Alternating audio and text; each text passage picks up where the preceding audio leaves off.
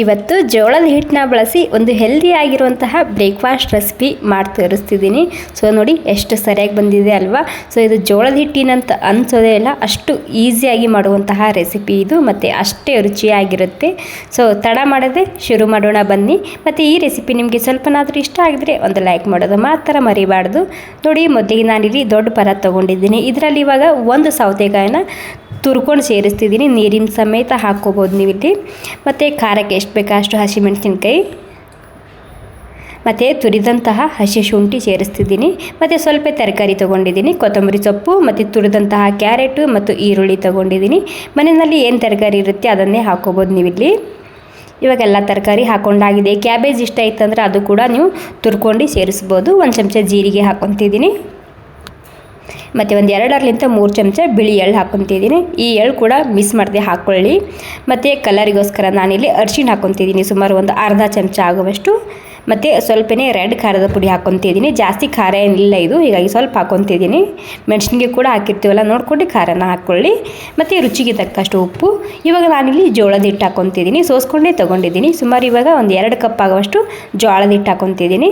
ಅದ್ರ ಜೊತೆಗೆ ನಾನು ಕಲರಿಗೋಸ್ಕರ ಸ್ವಲ್ಪ ಬೇಸನ್ ಹಿಟ್ಟು ಕೂಡ ನಾನಿಲ್ಲಿ ಸೇರಿಸ್ತಿದ್ದೀನಿ.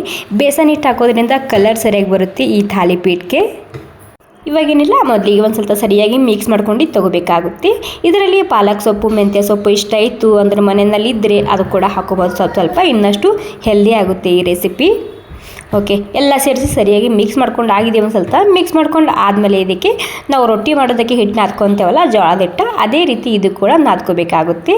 ಸ್ವಲ್ಪ ನೀರು ಹಾಕ್ಕೊತ ಹಾಗೆಯೇ ಇದನ್ನು ಹಿಟ್ಟು ನಾದ್ಕೋಬೇಕಾಗುತ್ತೆ. ಮೊದಲಿಗೆ ಒಂದು ಸ್ವಲ್ಪ ಮಿಕ್ಸ್ ಮಾಡ್ಕೊಂಡು ನೋಡ್ಕೋಬೇಕು, ಯಾಕಂದರೆ ಎಲ್ಲ ತರಕಾರಿ ಕೂಡ ಇಲ್ಲಿ ನೀರು ಬಿಟ್ಕೊಳ್ಳುತ್ತೆ. ಹೀಗಾಗಿ ನೋಡಿ, ಇವಾಗ ಹಿಟ್ಟು ನಾದ್ಕೊಂಡು ಆಗಿದೆ. ನಾರ್ಮಲಾಗಿ ನಾವು ಜೋಳದ ರೊಟ್ಟಿ ಮಾಡ್ತೀವಲ್ಲ ಅದೇ ರೀತಿ ನಾದ್ಕೊಂಡಿದ್ದು ನಾನಿಲ್ಲಿ. ಒಂದು ಸ್ವಲ್ಪ ಹಾಗೆಯೇ ಸಾಫ್ಟ್ ಮಾಡ್ಕೊಂಡು ತೊಗೊತಿದ್ದೀನಿ, ಅಂದರೆ ಹಾಗೆಯೇ ಸ್ವಲ್ಪನೇ ನಾದ್ಕೊಂಡು ತೊಗೋಬೇಕಾಗುತ್ತೆ ಇಲ್ಲಿ. ಇವಾಗ ನೋಡಿ ನಾದ್ಕೊಂಡಾಗಿದೆ. ಇದಕ್ಕೇನು ರೆಸ್ಟ್ ಮಾಡೋಕ್ಕೆ ಬಿಡಬೇಕಂತೇನಿಲ್ಲ, ನೀವು ನಾದಿದ ತಕ್ಷಣ ಮಾಡ್ಬೋದು, ಯಾಕಂದರೆ ಜೋಳದ ಹಿಟ್ಟು ಇರುತ್ತೆ ಅಲ್ವಾ, ಇದು ಜಲ್ದಿ ಸಾಫ್ಟ್ ಆಗುತ್ತೆ. ಸೊ ಇವಾಗ ಇದನ್ನು ಸೈಡಿಗೆ ಎತ್ತಿಟ್ಕೊಂಡು ಇಲ್ಲಿ ಇವಾಗ ಇಲ್ಲಿನ ಬಟರ್ ಪೇಪರ್ ತೊಗೊಂಡಿದ್ದೀನಿ. ಬಟರ್ ಪೇಪರ್ ಇಲ್ಲ ಅಂದರೆ ನೀವು ಇಲ್ಲಿ ಒಂದು ಕಾಟನ್ ಬಟ್ಟೆನ ನೀರಿನಲ್ಲಿ ತೋಯಿಸ್ಕೊಂಡು ಅದ್ರ ಮೇಲೆ ತಟ್ಬೋದು. ಬಟರ್ ಪೇಪರ್ ಆದರೆ ಈ ರೀತಿ ಸ್ವಲ್ಪ ಎಣ್ಣೆ ಹಚ್ಚಿ ಮೊದಲಿಗೆ, ಅದು ಸರಿಯಾಗಿ ಹಂಚಿನಲ್ಲಿ ಬೀಳುತ್ತೆ. ಹೀಗಾಗಿ ಓಕೆ, ಇವಾಗ ಚಪಾತಿಗೆ ಎಷ್ಟು ಹಿಟ್ಟು ಹಿಡ್ಕೊತೇವಲ್ಲ ಅಷ್ಟೇ ಹಿಟ್ಟು ಇಟ್ಕೊಂಡಿನಿ. ಮತ್ತು ಕೈಗೆ ಮೇಲೆ ಒಂದು ಸ್ವಲ್ಪ ನೀರು ಹಚ್ಕೊಂಡು ನಿಮಗೆ ಎಷ್ಟು ತೆಳ್ಳಗೆ ಬೇಕು ಅಷ್ಟು ತೆಳ್ಳಗೆ ನೀವು ಇದನ್ನು ತಟ್ಕೊಂಡು ತೊಗೋಬೋದು. ಇಲ್ಲಿ ಬಟರ್ ಪೇಪರೇ ಬೇಕಂತೇನಿಲ್ಲ, ಬಟ್ಟೆ ಮೇಲೆ ಕೂಡ ತಟ್ಕೋಬೋದು, ಸರಿಯಾಗಿ ಬರುತ್ತೆ ಈ ಥಾಲಿಪೀಠು. ಓಕೆ ನೋಡಿ, ಇವಾಗ ನಾನು ಥಾಲಿಪೀಠ ತಟ್ಕೊಂಡಾಗಿದೆ. ಇಲ್ಲಿ ಪ್ಯಾನ್ ಇಟ್ಕೊಂಡಿದ್ದು ನಾನು. ಪ್ಯಾನ್ ಇತ್ತಂದರೆ ಪ್ಯಾನ್ ಇಟ್ಕೊಳ್ಳಿ, ದೋಸೆ ತವ ಇತ್ತಂದರೆ ದೋಸೆ ತವ ಕೂಡ ನೀವಿಲ್ಲಿ ಇಟ್ಕೋಬೋದು. ಸ್ವಲ್ಪ ನಾನಿಲ್ಲಿ ಎಣ್ಣೆ ಹಚ್ತಿದ್ದೀನಿ. ಇವಾಗ ಈ ಥಾಲಿಪೀಠ ಹಾಕ್ಕೊತಿದ್ದೀನಿ ನೋಡಿ ಈ ರೀತಿ. ವಾವ್, ನೋಡಿ ಸ್ವಲ್ಪ ಕೂಡ ಅದು ಅಂಟೋದಿಲ್ಲ, ಯಾಕಂದರೆ ನಾವು ಕೆಳಗಡೆ ಸ್ವಲ್ಪ ಎಣ್ಣೆ ಹಚ್ಚಿರ್ತೀವಲ್ಲ ಹೀಗಾಗಿ. ಸೊ ಇವಾಗ ಒಂದು ಸ್ವಲ್ಪನೇ ಬಿಟ್ಟಿದ್ದ ಡ್ರೈ ಆಗಿದೆ. ಡ್ರೈ ಆದಮೇಲೆ ಇದನ್ನು ಹಾಕ್ತಿದ್ದೀನಿ. ನೋಡಿ ಎಷ್ಟು ಸರಿಯಾಗಿ ಬಂದಿದೆ ಅಲ್ವಾ. ಸೊ ಕಲರ್ ಕೂಡ ಯಾವ ರೀತಿಯಾಗಿ ಬಂದಿದೆ ನೋಡಿ. ತಿನ್ನೋ ಕೂಡ ಅಷ್ಟೇ ರುಚಿಯಾಗಿರುತ್ತೆ ಮತ್ತು ತುಂಬಾ ಹೆಲ್ದಿ ಕೂಡ ಇದು.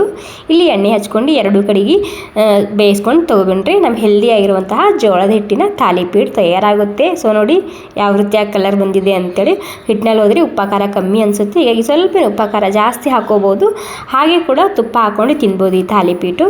ಸೊ ರಾತ್ರಿ ಊಟಕ್ಕೆ, ಮುಂಜಾನೆ ಬ್ರೇಕ್ಫಾಸ್ಟ್ಗೆ ಎರಡಕ್ಕೂ ಸೂಪರಾಗಿರುತ್ತೆ ಈ ಹೆಲ್ದಿಯಾಗಿರುವಂತಹ ಜೋಳದ ಹಿಟ್ಟಿನ ಥಾಲಿಪೀಠ. ಓಕೆ, ಈ ಹೆಲ್ದಿಯಾಗಿರುವಂತಹ ರೆಸಿಪಿ ನಿಮಗೆ ಸ್ವಲ್ಪನಾದರೂ ಇಷ್ಟ ಆಗಿದ್ರೆ ಒಂದು ಲೈಕ್ ಮಾಡೋದು ಮಾತ್ರ ಮರಿಬಾರ್ದು. Okay, thank you so much. ಇನ್ನೊಂದು ರೆಸಿಪಿಯೊಂದಿಗೆ ಸಿಗೋಣ.